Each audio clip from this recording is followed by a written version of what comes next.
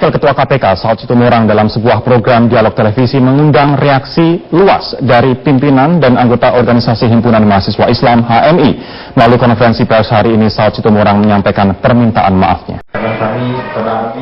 Didampingi tim Humas Komisi Pemberantasan Korupsi, Saud Situmorang menyampaikan beberapa poin pernyataannya terkait dengan tanggapan anggota HMI yang cukup reaktif hingga berujung pada kericuhan di depan gedung KPK hari ini.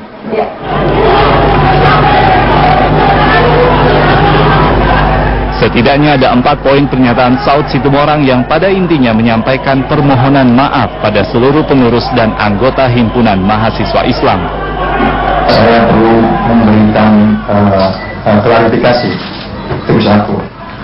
Kedua, saya selaku pribadi tidak bermaksud menyinggung HMI maupun lembaga lain sehingga menimbulkan kesalahpahaman ataupun kesalahan persepsi. Untuk itu, saya mohon maaf atas pernyataan saya tersebut. Sekali lagi saya ulangi, saya mohon maaf atas pernyataan saya tersebut. Usai konferensi pers, belum ada tanggapan resmi dari pengurus HMI terkait permohonan maaf Saud Situmorang. Justru hari ini pengurus HMI mendatangi Bareskrim Mabes Polri untuk melaporkan Saud Situmorang atas dugaan pencemaran nama baik. Saya kira kita di HMI secara tegas akan damai urusan ini. Sekira memang ada oknum-oknum alumni yang melakukan tindakan korupsi, silakan kita juga akan support. Polemik ini berawal saat tanggal 5 Mei 2016 dalam sebuah program televisi swasta. Pengurus HMI menilai saat menyampaikan pernyataan dalam acara tersebut, Saud Situmorang mengaitkan proses perkaderan HMI seolah melahirkan kader yang korup. Meski Saud Situmorang telah menyatakan bahwa dirinya tidak bermaksud mendiskreditkan HMI ataupun organisasi lain, namun faktanya pihak HMI memilih menempuh jalur hukum untuk menyikapi pernyataan Saud Situmorang. Tim Liputan Metro TV meminta maaf pernyataan Wakil Ketua KPK Saud Situmorang yang dituding mendiskreditkan pengurus besar HMI berbuntut dilaporkannya Saud ke Bareskrim Polri dan Komite Etik KPK. Aksi demonstrasi di sejumlah daerah pun terjadi, bahkan aksi di depan KPK berakhir bentrok. Apa langkah terbaik untuk menyelesaikan konflik ini? Kita akan mendiskusikannya dengan 2 orang narasumber. Yang pertama adalah Ketua Umum PB HMI Mulyadi P. Tamsir. Mas Mul, selamat malam. Selamat malam, Mas.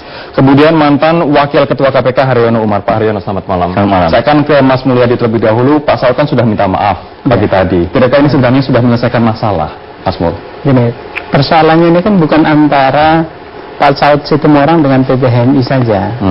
Tapi yang dia sampaikan itu HMI dan orang-orang yang pernah ikut LK1. Jadi ini persoalannya sudah lebih luas dari itu. Ini semua kader HMI, semua orang yang pernah ikut LK1 merasa tercederai. Dan itu tidak cukup disampaikan dengan permintaan maaf, dan itu tidak cukup juga hanya PB HMI. Karena hari ini yang melaporkan itu bukan hanya PB HMI.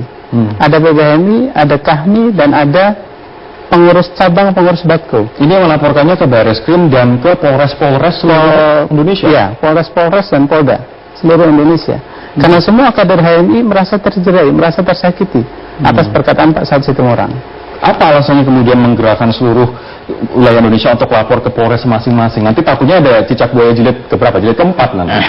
Yang pertama, ini kita mohon persoalannya jangan digeser antara PB HMI dan KPK. Ini persoalannya murni hanya PB HMI dan kader HMI dan Pak Saud Situmorang. Kemudian kenapa semuanya jadi melaporkan diri? Karena semua merasa tersakiti. Semua merasa tersakiti. Semua merasa tersakiti ya, dan semua kader HMI, semua orang-orang yang pernah di kader HMI, pernah ikut LK1, itu punya hak untuk melaporkan. Baik, boleh kita lihat bersama-sama apa sih sebenarnya disampaikan oleh Saud Situmorang dalam diskusi di salah satu TV swasta pada hari Kamis tanggal 5 Mei lalu.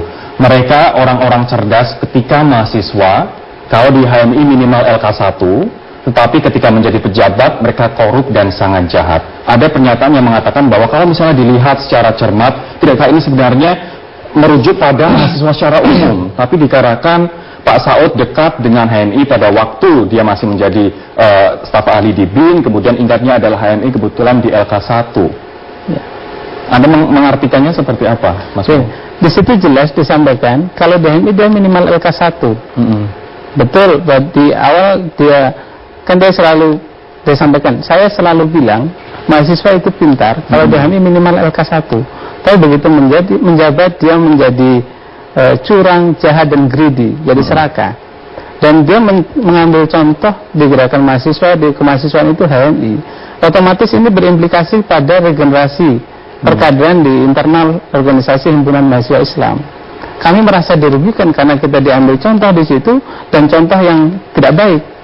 Ketika dia menjadi pejabat, ketika dia menjabat menjadi curang, jahat dan greedy dan serakah. Ini artinya menurut Anda secara tidak langsung Saud pun merefer ke LK1 HMI yang memberikan contoh koruptor itu. Jadi seolah-olah orang yang mahasiswa yang cerdas atau anggota HMI yang pernah ikut LK1 begitu menjadi pejabat dia otomatis akan korup, akan jahat, akan serakah gitu. Kalau Pak Haryono sebagai mantan pimpinan KPK, Anda melihat pernyataan seperti ini tendensius atau sebenarnya netral-netral saja?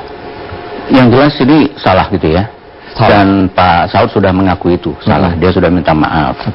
Dan apalagi kita ketahui bahwa memang HMI sebuah organisasi yang sudah tua dan besar, tokoh-tokohnya juga berperan banyak. Jadi memang ya bisa saja ini kesalahan ini menyangkut banyak pihak gitu kan, dan itu sudah disadari.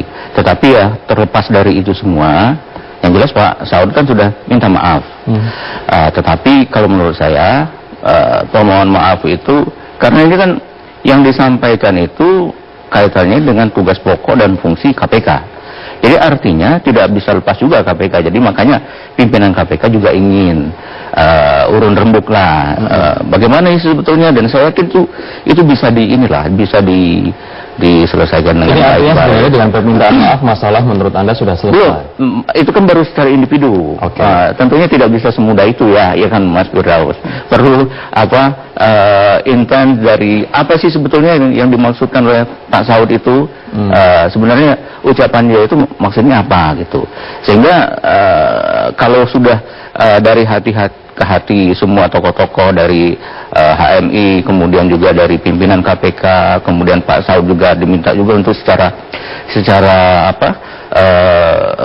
terbuka, apa adanya dia menyatakan sebetulnya maksud dia itu apa. Tapi kalau menurut Pak Haryono sebagai mantan pimpinan KPK, dengan konteks seperti tadi, banyak mahasiswa berprestasi, cerdas, kemudian ternyata merefernya ke HMI, kemudian setelah lulus menjadi politisi dan kemudian korup. Anda pasti tahu dong konteksnya Pak Haryono. Menurut Anda seperti apa?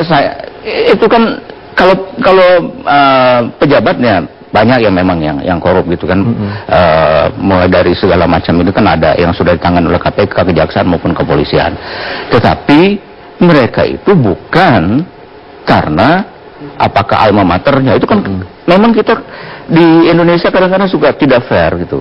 Umpamanya ada dulu alma mater saya, ada yang terkena korupsi, langsung alma mater itu dianggap korup semuanya, kan tidak demikian. Nah inilah yang mungkin kesalahan, slip of the tongue atau apalah gitu ya.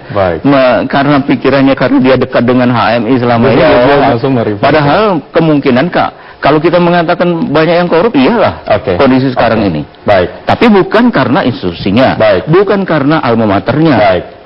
Kalau Mas Mo, saya ingin kembali ke Mas Mo, apa yang kemudian HMI inginkan dari Saud? Kalau tadi pagi sudah minta maaf, apalagi yang akan diinginkan? Kalau itu misalnya belum menjawab persoalan.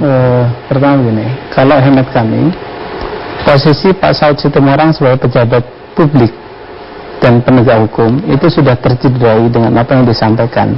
Mestinya Pak Saud itu bukan pejabat politik, tapi pejabat hukum. Harusnya dia menyampaikan fakta hukum, bukan opini politik. Ya, jadi pernyataan itu harusnya pernyataan hukum, bukan pernyataan politik.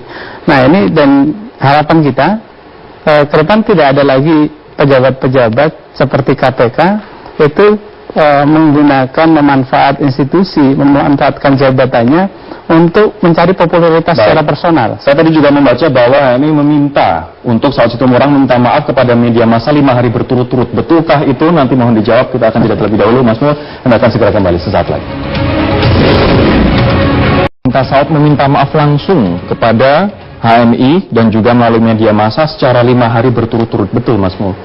Yang pasti kita tidak pernah menyampaikan itu.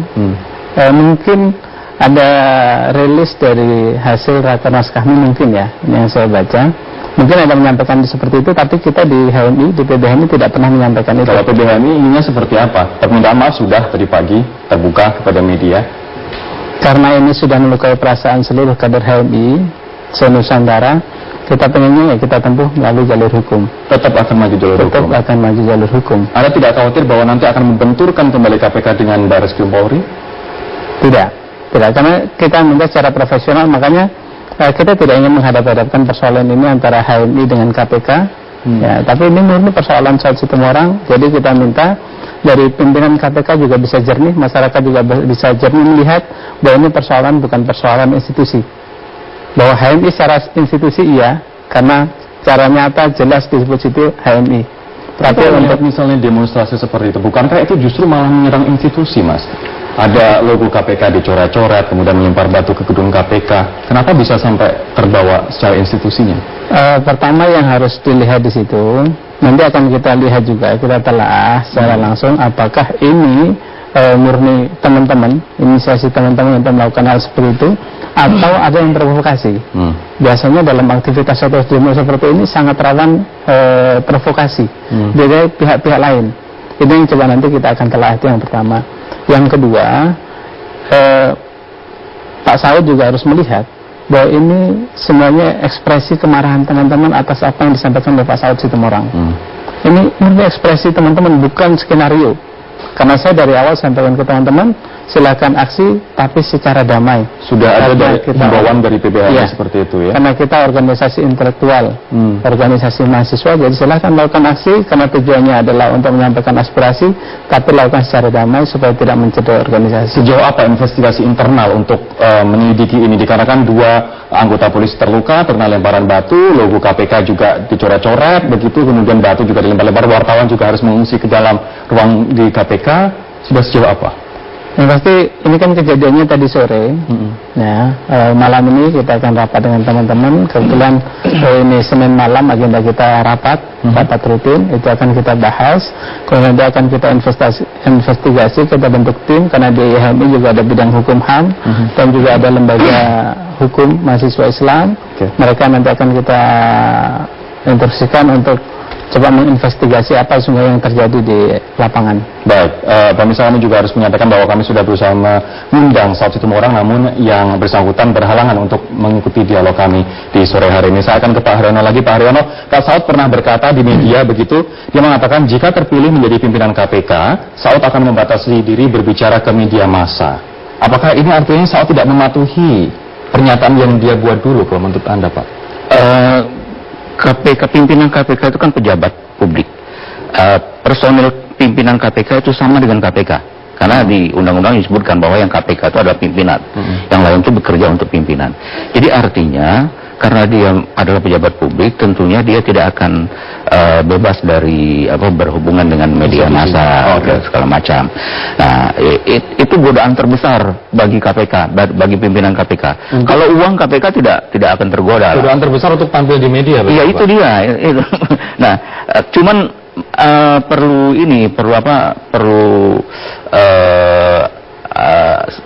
semacam berlatihlah atau gimana lah, pokoknya berhati-hati. Pak Haryono, ini selama ini kan kita tahu bahwa pimpinan KPK Anda ketika menjabat sebagai pimpinan KPK juga sangat berhati-hati dalam berbicara di media massa. Apakah ini artinya Pak Situmorang terlalu bersemangat, terlalu talkatif, sehingga tidak berhati-hati, atau seperti apa yang Anda lihat? Ya, itu kan background orang masing-masing. Bagaimana dia selama ini, kalau dia memang orang yang terbuka, yang ngomong apa adanya, ya itu akan terbawa gitu ya. Nah, oleh karena itulah maka di KPK itu dibutuhkan yang namanya juru bicara itu.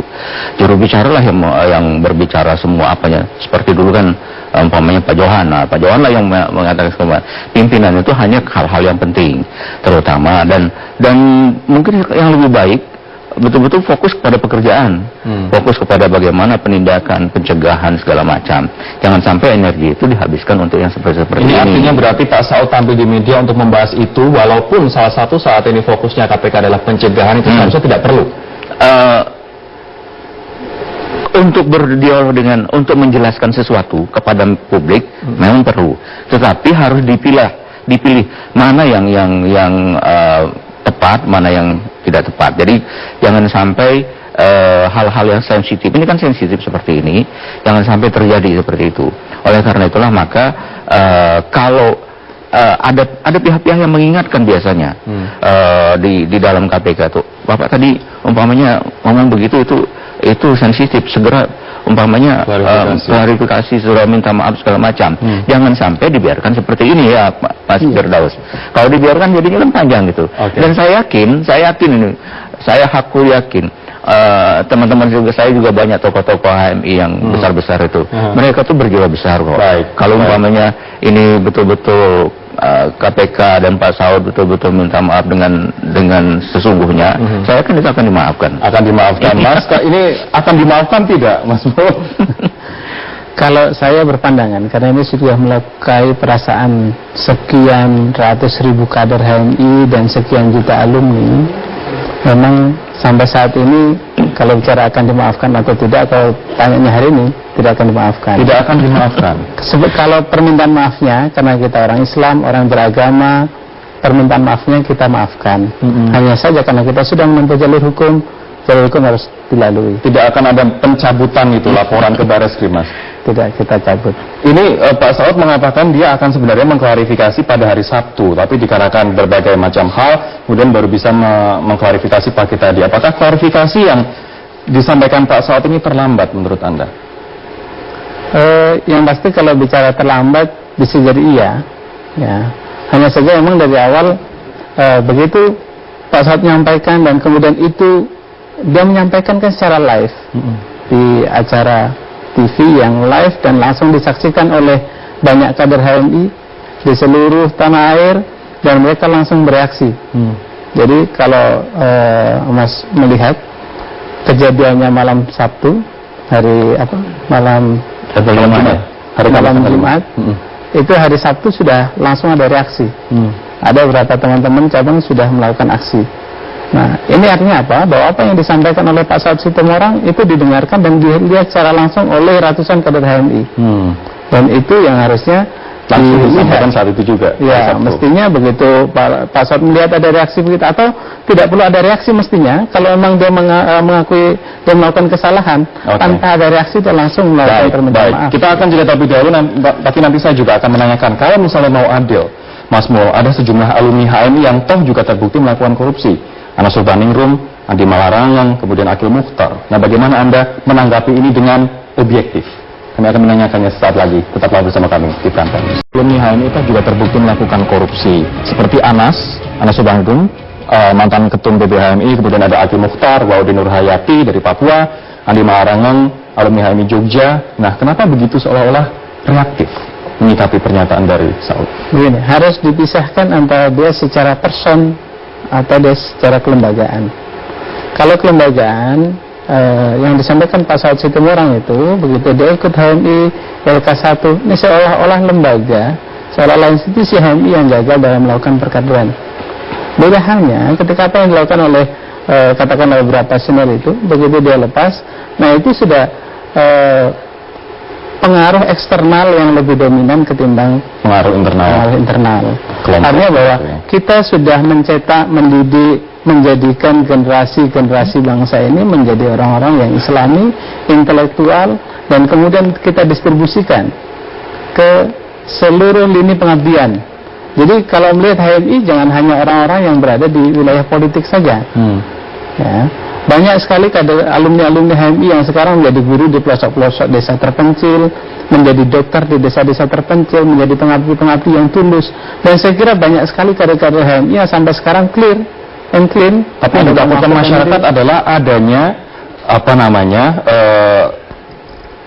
slogan itu atau stempel itu. Apa yang dilakukan HMI untuk memisahkan agar HMI ini tidak isinya adalah kader-kader yang dimaksud Pak Saud tadi, tapi adalah kader-kader yang jauh lebih dari itu.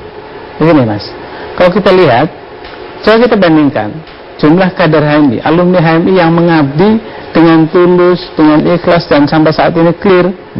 Banyak sekali kalau kita sebutkan. Ada Bang Mahfud MD, ada Pak Jemli Asidiki, kemudian ada Bang Abdullah Mahua yang dia pernah menjadi Ketua Dewan Penasihat KPK, ada Chandra Hamzah dan segala macam, banyak sekali. Kalau kita sebutkan tidak cukup kita bariskan ya. Gitu ya. Jadi kalau melihat HMI jangan terpotong-potong, jangan seolah-olah HMI itu identik dengan hal-hal yang negatif, atau ketika ada kader-kader yang terjebak pada wilayah-wilayah hukum, itu seolah-olah HMI yang mengkader orang dan tidak baik hasil perkaderannya dan hasil wilayah hukum gitu. Tadi Mas Muladi mengatakan susah untuk memaafkan Pak Haryono. Menurut Anda solusi terbaik untuk menyelesaikan perselisihan ini apa? Ya, yang jelas ini tidak boleh terus-menerus terjadi seperti ini.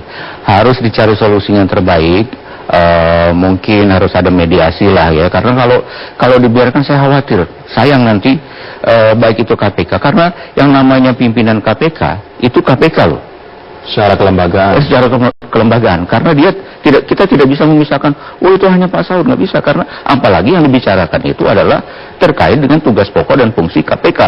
Jadi artinya itu adalah dia dalam menjalankan tugas, cuman ya tadi dia memang ada kesalahan itu, dan saya juga menyadari bahwa kader-kader HMI tersakiti, dan itu harus dimoderasi oleh pimpinan KPK. Jadi harus dicari formatnya untuk berdialog, jangan sampai nanti ada pihak-pihak lain yang menunggangi, itu yang baik. Tapi mediasi sudah diinisiasi oleh Pak Agus Raharjo. Bagaimana tanggapan dari teman-teman HMI, Mas?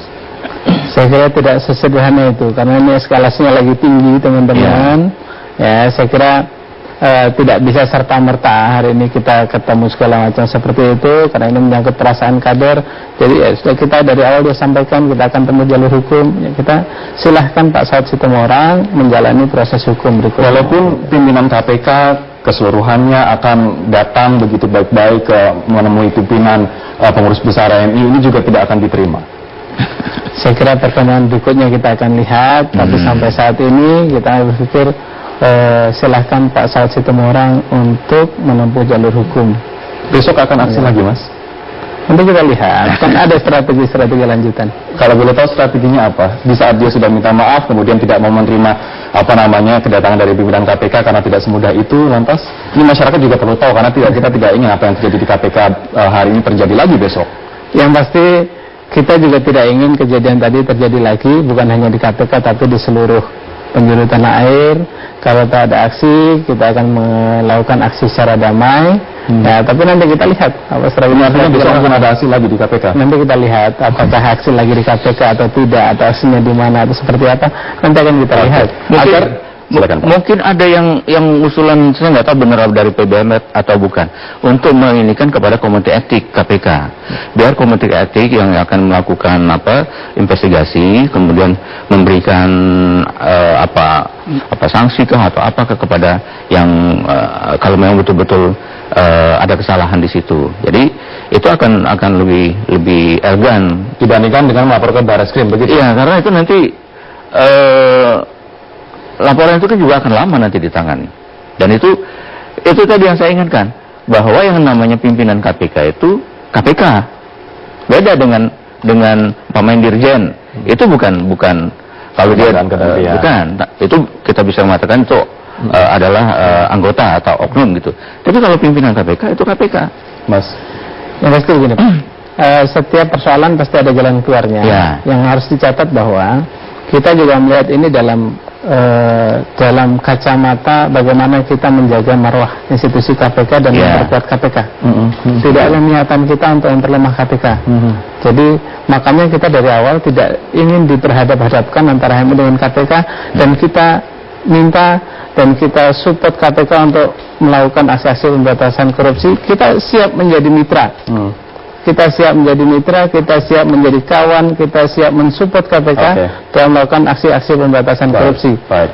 Ya, terima kasih dari sisi itu. Terima kasih Bapak-bapak, kita tunggu saja aksi ataupun rencana besok. Semoga saja tidak ricuh, Mas Mul, tapi yang jelas masyarakat Indonesia juga membutuhkan HMI dan juga membutuhkan KPK. Dikarenakan HMI sudah berkontribusi begitu banyak, dan kita harapkan kolaborasi di antara keduanya untuk memberantas korupsi, bukan berselisih seperti hari ini. Terima kasih teman-teman atas waktunya malam hari ini. Demikian perbincangan kami yang pertama pemirsa di Prime Time News.